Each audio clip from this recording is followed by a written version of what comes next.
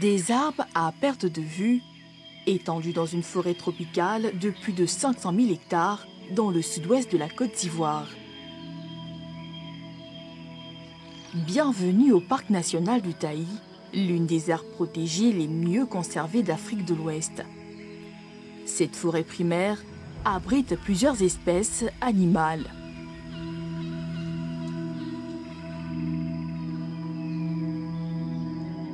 Au campement Mangabé, situé en plein cœur de la forêt, Nicole, guide touristique, s'apprête à accompagner des touristes venus de San Pedro. Ces amoureux de la nature sont venus découvrir les Mangabés, une espèce de primate qui vit dans la forêt depuis des centaines d'années. Tu as pris les masques. Tu as tout pris. Tu as pris gants. Tu as pris gants. Okay. Le GPS est allumé? Et le GPS? Ah non.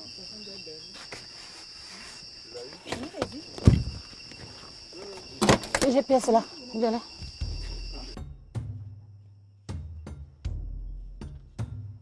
Le périple commence par la marche. Ces touristes vont parcourir plus de 2 km de piste en pleine forêt, traverser les obstacles pour satisfaire leurs désirs.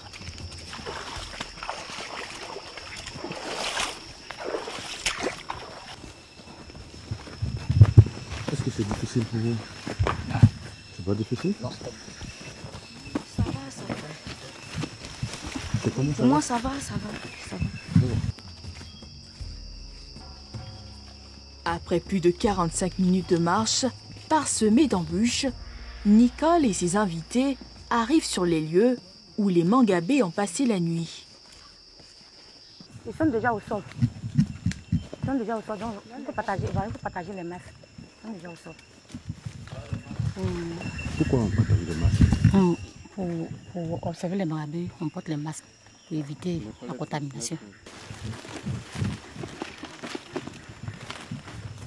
Maintenant, ce qu'on va faire, comme ils sont beaucoup, on va se diviser en 2 groupes. Et tu vois, tu prends un groupe, je prends un groupe. Perchés dans les arbres, les cercocèbes fulgineux, appelés plus couramment Mangabés ou crapules, sont des primates qui vivent en grands groupes sociaux. Et on les appelle les Mangabés. Voilà. Ils sont même comme les autres singes, mais la journée, ils passent tout le temps au sol. C'est-à-dire, la journée, ils descendent au sol pour chercher de quoi manger. Et c'est la nuit, ils remontent dans les arbres. Comment est-ce que vous arrivez à les identifier? Apparemment, ils se ressemblent tous. Bon, il y a d'autres qui naissent avec des signes. On les reconnaît aussi par leur pelage. Il y a d'autres qui ont le pelage bien clair. Il y a d'autres qui ont le pelage bien noir. Et il y a d'autres qui ont des signes de naissance sur eux. Voilà. Et d'autres qui ont le visage bien clair, le museau noir et le visage aussi noir aussi, avec le museau tout noir, donc comme ça on les reconnaît. Chaque animal porte un nom. Une manière pour les guides forestiers de mieux les surveiller. Ça, c'est Mélé. Lui, c'est qui? Asséi. C'est le fils d'Assiaboué. C'est les guides qui donnent les noms. Quand si la maman s'appelle Asséi, donc on donne la première lettre de la maman à l'enfant pour qu'on puisse reconnaître la famille. C'est vous-même qui attribuez les noms? C'est nous qui attribuons les noms. Vous avez donné combien de noms depuis que vous êtes là? 5 noms. Quel nom? J'ai donné Asséi, Pizito, Dora, Mélé même, et qu'on appelle Mickey. Habitués à la présence humaine, ce groupe de primates côtoie au quotidien les touristes. Qu'est-ce que ça vous fait de voir de plus près ces singes? Ouais, moi, ça me fait plaisir puisque c'est ma première fois de les voir en face. La plupart du temps, c'est dans les documentaires, à la télévision qu'on les voit. Aujourd'hui, je suis content de les voir en face, près de moi. En tout cas, ça me plaît bien. Vous venez d'où? Bon, on vient de San Pedro. On entend parler du parc national du Taï, on ne l'a jamais vu. C'est pour ça qu'aujourd'hui, nous avons décidé de venir visiter le parc pour voir les animaux. Et comme c'est les vacances aussi, on en profite en même temps de voir les animaux. On nous parle des singes, parc national. On n'est jamais arrivé là-bas pendant les vacances. On dit on va venir visiter le parc national de Taï. Mais qu'est-ce qui vous fascine en voyant ces singes? Bon, ça nous fait beaucoup de plaisir. Bon, entendre parler et voir de tes propres yeux, c'est bon. Pour vivre cette aventure avec les Mangabés, les touristes ont déboursé une forte somme d'argent. Ça vous a coûté combien pour cette visite? Ça nous a coûté 180 000. Parce que la nuitée ici, on nous parle de 100 000. Une nuitée. Bon, les 80 000, on a pris pour gérer d'autres dépenses en venant. C'est un peu ça. D'accord, donc c'est pas aussi cher payé. Bon, en tout cas, c'est pas cher. Par rapport à ce qu'on attendait, et puis quand nous sommes venus découvrir si le territoire, en tout cas pour moi, c'est pas cher. Depuis plusieurs années, ce groupe de 60 primates est suivi de plus près par les agents de l'OIPR. Tous les faits et gestes sont contrôlés par ces dames. Au quotidien, vous suivez ces singes-là partout où ils vont. Oui. La journée, on les suit. Quand on les trouve en place, comme elle vient de le dire, on a le GPS. Le soir, on marque le point où ils ont dormi. Et le lendemain, ceux qui vont venir, ils prennent le même point pour venir les trouver à la même place. Et le matin, quand ils descendent, on les suit. La seule chose, on ne les nourrit pas. Mais on a le classeur, tout ce qu'ils mangent, tous les fruits qu'ils vont manger. Les fruits, c'est par saison. Donc tous les fruits qu'ils mangent, actuellement ils sont en juillet, donc la saison de juillet, les fruits qu'ils mangent, on note tout dans le classeur. Donc tout ce qu'ils font, le déplacement, tout. Et s'il y a un qui est malade, s'il y a un disparu, tout.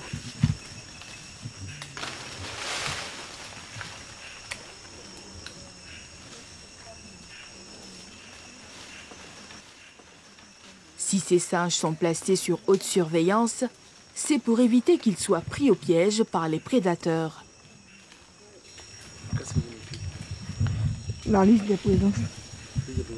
Les Mangabés.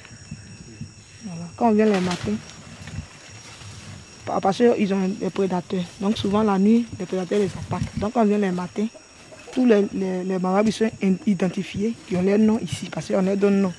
Donc on regarde les matins, quand on vient le matin, on regarde.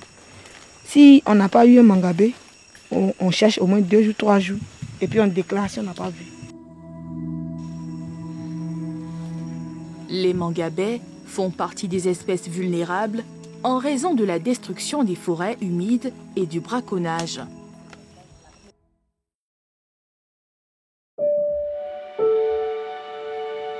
Le parc de Taï est l'un des derniers vestiges de la forêt tropicale primaire en Afrique occidentale. La richesse de sa flore et de sa faune fait qu'il est un endroit incontournable pour les amoureux de la nature. Il est sous haute surveillance par les agents de l'OIPR. Quand on va progresser, soyez silencieux, écoutez beaucoup et puis communiquons avec les signes que nous connaissons. Voilà, si Cyclone, tu ouvres la marche. Boer, toi tu fermes la marche. Kabi, toi tu suis Cyclone. Kalao va te suivre. Moi, il serai au milieu. Maïsien après toi. Ok. Donc, go, c'est parti.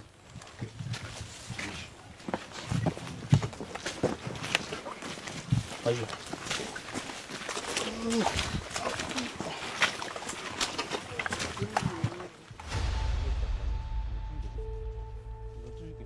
Chaque jour, des commandos bien entraînés effectuent des missions de surveillance.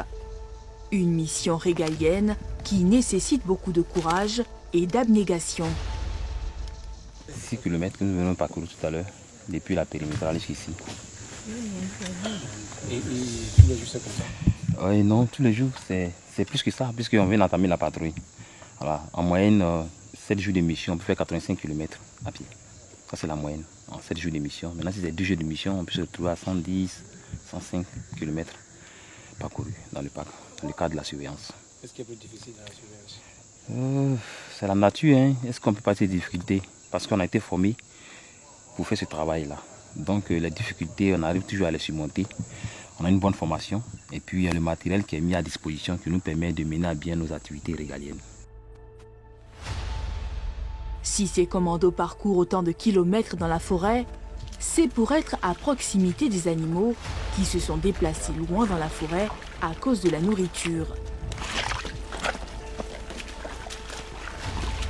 Après plusieurs kilomètres de marche, le calvaire des commandos prend fin. On va continuer directement là-bas. Nous sommes au campement Magabé, ici. Bon, nous, on a l'habitude de l'appeler Marina, mais c'est le campement Magabé. C'est qui Marina? Bon, Marina, c'est une des guides. C'est la plus ancienne, je ne sais pas si elle est toujours là. Elle est là. Elle est là, ok. Ah, d'accord. Mais vous ne campez pas ici? Non, non, on a notre base juste à côté. On va aller camper là-bas. Ok. D'accord. Donc les gars, voilà. À tout à l'heure. Ce campement, aménagé pour les touristes, dispose de chambres modernes pouvant accueillir des visiteurs de tout genre.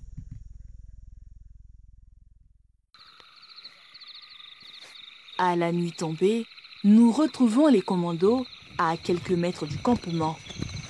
C'est ici qu'ils vont camper cette nuit avant de reprendre la patrouille tôt le matin. Bon appétit.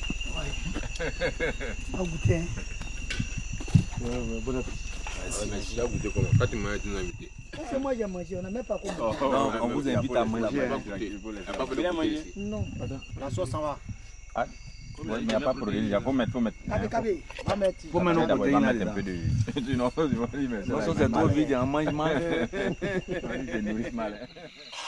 Une fois par mois, ces hommes en armes viennent camper ici à la recherche des braconniers.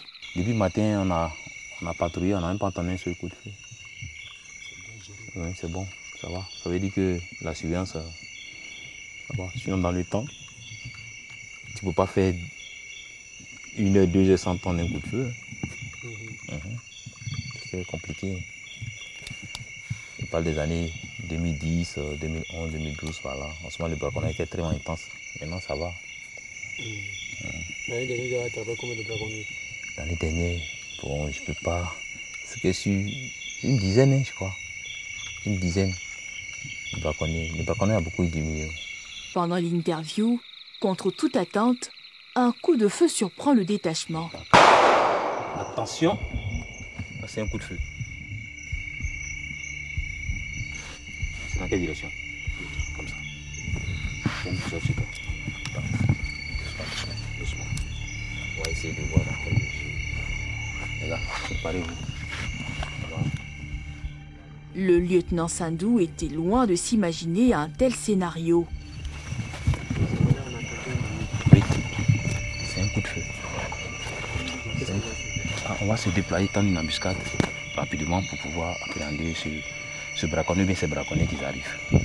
Comme le coup de feu n'est pas loin, on va les attendre sur la piste. Sur leur piste. Ces hommes se mettent en branle. Une embuscade est mise en place sur une piste suspecte.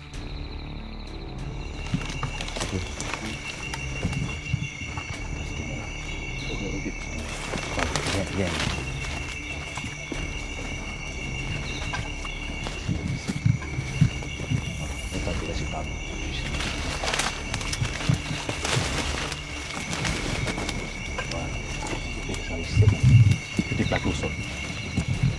Ce genre d'opération peut durer des heures et peut ne pas porter de fruits vu l'immensité du parc.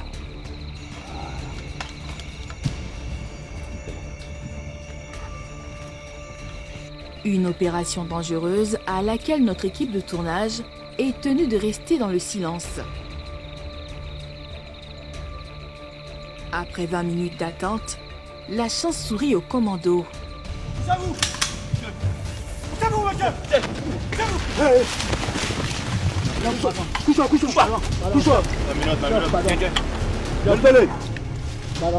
Mettez bois derrière. Il est armé? Oui. Où est son arme? Il a jeté son arme? Oui. Regardez à côté là. Ok, c'est bon. Les armes là. Donnez-moi votre main. C'est bien les gars. Tout le monde est là? Oui. Kabi? Kalao? Cyclone? Bon, ouais. Ouais, présent. L'individu ne travaille pas seul. Ce serait un groupe de 5 personnes. Doucement.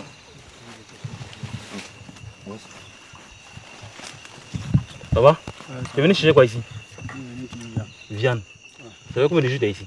Aujourd'hui, je suis rentré. Aujourd'hui, tu es rentré. Tu as tué combien? Non, c'est 2 seulement. 2 seulement. D'accord. Est-ce que ce que tu as eu là, ça est sur toi aussi? Non. Tu as mis ça où? C'est resté derrière. C'est resté derrière là-bas. Mais qui va envoyer? Non, il y a les autres derrière. Ils viennent à quelle heure? Non, ils vont faire 3 jours là-bas. 3 jours? Ouais. D'accord. L'année dernière, une dizaine de braconniers ont été appréhendés dans ce parc. Ils sont nommés comme ça, les braconniers? Oui, bon, souvent on en trouve. Souvent ils sont là, souvent, bon, ça dépend des périodes. Surtout en période de fête, ils font beaucoup d'incursions dans le parc. Mais ce n'est pas tout le temps. Ce sont les braconniers, il y en a. Il parle de singes, alors qu'avant, les singes venaient jusqu'au village. Aujourd'hui, il ne faut pas courir assez de kilomètres. À cause d'eux. Effectivement, les animaux, on pourrait braconner à la périphérie facilement. Mais aujourd'hui, ils sont obligés de parcourir des kilomètres et des kilomètres pour pouvoir braconner. Parce qu'aujourd'hui, les animaux ne vont plus vers la périmétrie. Aujourd'hui, tous les animaux se trouvent pratiquement en profondeur. L'individu est conduit au camp où il va passer la nuit avec les commandos avant d'être transféré tôt le matin au poste. Là, c'est où? Il risque 2 ans de prison pour cet acte d'agression.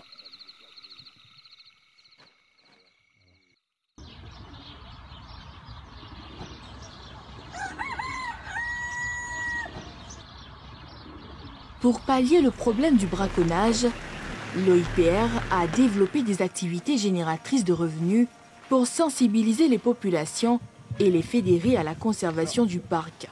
C'est là que tu as attaché les aliments, hein? Oui, oui. D'accord. Mais là, tu les trouves facilement? Oui.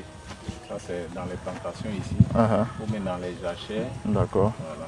Là, on en trouve facilement. Ok. Ah, c'est un des petits qui est là-bas au fond? Oui, un des petits. Mais tu en as jusqu'à 9? Oui, j'ai jusqu'à 9. Et tous, ils sont là. D'accord. Mais est-ce que tu as eu des mises bas récemment? Mais la dernière mise bas, c'est quel mois? Ça, je vois un qui est en train de... Voilà, à la dernière portée, hein, au fond. Et là, c'était combien? Non, il était seul. Ah, c'est bien rare. Sinon, souvent, les cabris, c'est 2. Voilà. 2, mais ça... C'était une première. Il est venu seul. Ce matin, Namori, superviseur d'activités écotouristiques, rend visite à l'un de ses bénéficiaires du projet écotourisme communautaire. Dans ces différentes localités autour du parc, il se pose bien souvent la question de protéines animales.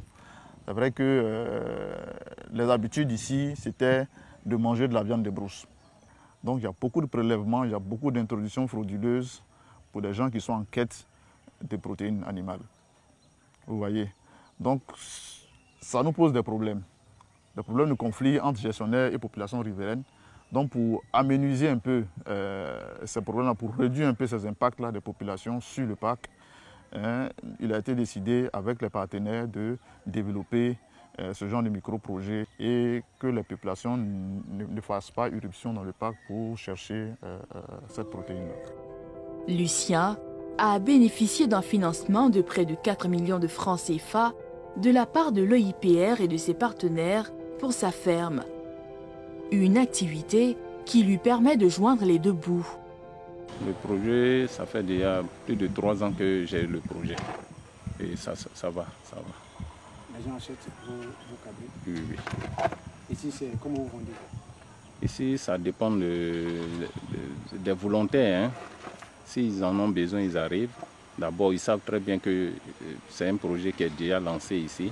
Donc, quand ils en ont besoin, ils m'approchent. Monsieur Siaba, ok, est-ce que vous n'avez pas de cabri à vendre? Voilà. En tout cas, tout le monde est permis de venir acheter. C'est combien de cabri? Ça part de 30 000 à au plus. Ce projet s'inscrit dans un vaste programme d'appui communautaire initié par l'OIPR et ses partenaires. Plusieurs jeunes des villages à proximité du parc y ont bénéficié. Ces initiatives ont permis de réduire le taux de braconnage dans le parc. Mais l'OIPR continue toujours sa mission de sensibilisation auprès des populations.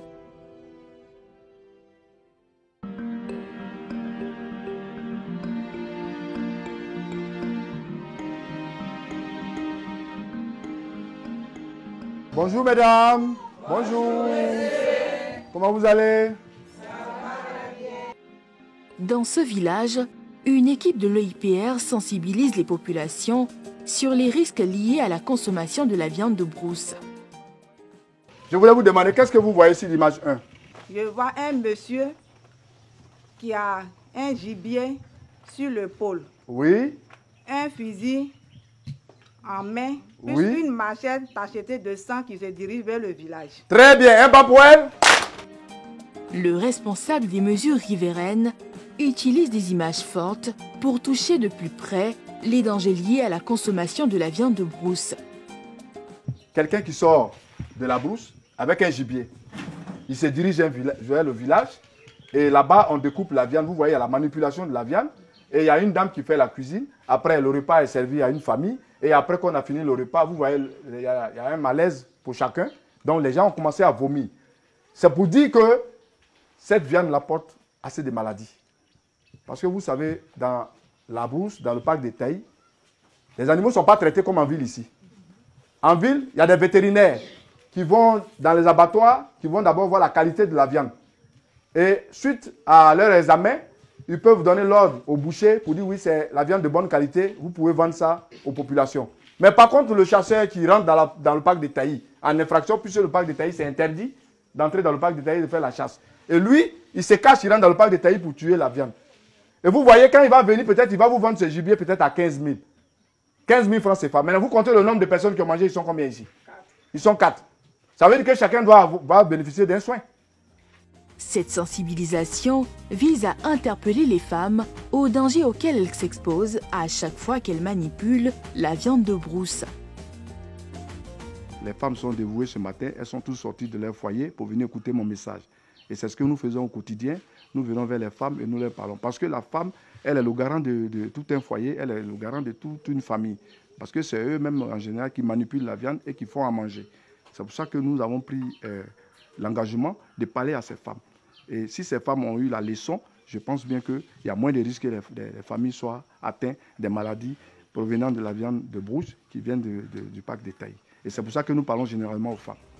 Ces femmes, pour la plupart membres d'associations, comptent transmettre le message à certaines de leurs camarades. Depuis quelques années, les agressions du parc national de Taillis, selon l'OIPR, ont diminué considérablement. Ce, grâce aux nombreuses sensibilisations des villageois.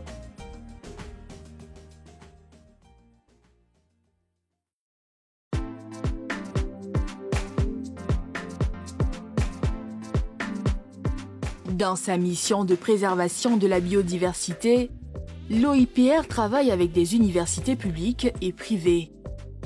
Objectif, encourager la recherche scientifique dans les aires protégées. Ce matin, à l'université de San Pedro, une convention est signée entre cette université et l'OIPR. Chers partenaires des conseils régionaux, dans la représentante de WCF, messieurs les chefs du village, chers collègues et de l'OIPR, je voudrais une fois encore renouveler mes remerciements au président de l'université de San Pedro qui a bien voulu que nous puissions signer ce contrat et cette convention. Je peux même appeler contrat. Parce qu'il faut signaler qu'après la signature de cette convention, nous allons faire un plan d'action que nous allons mettre en œuvre et nous allons évaluer ce plan d'action chaque année pour voir qu'est-ce que l'OIPR apporte à l'université de San Pedro et ce que l'université apporte à l'OIPR. Cette convention va permettre à l'OIPR d'avoir des données scientifiques afin de mieux orienter sa stratégie de surveillance. Et qu'est-ce que vous attendez exactement de l'université de San Pedro? Il est important de rappeler que dans le cadre de la gestion des parcs nationaux, nous avons établi des conventions avec toutes les universités de Côte d'Ivoire. L'objectif de ces conventions, c'est que ces universités centres de recherche puissent nous aider à connaître ce qu'il y a à l'intérieur de ces parcs nationaux, notamment en termes d'espèces animales et des espèces fauniques. L'importance de cette convention, c'est que toutes les activités de recherche que nous menons à l'intérieur des parcs nationaux puissent être réalisées par des étudiants en 2A, en thèse, et cela nous permet de mieux orienter nos activités de recherche. Donc la convention que nous avons signée avec l'université de San Pedro, c'est pour qu'ils puissent mettre à disposition des enseignants-chercheurs, des étudiants, pour nous aider à faire de la recherche, le suivi écologique à l'intérieur du parc national de Taï.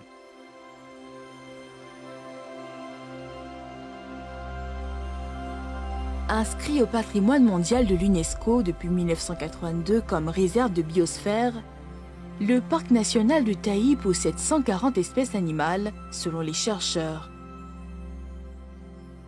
Premier espace intact de forêt ambrophile primaire en Afrique de l'Ouest, il participe également à la lutte mondiale contre le réchauffement climatique.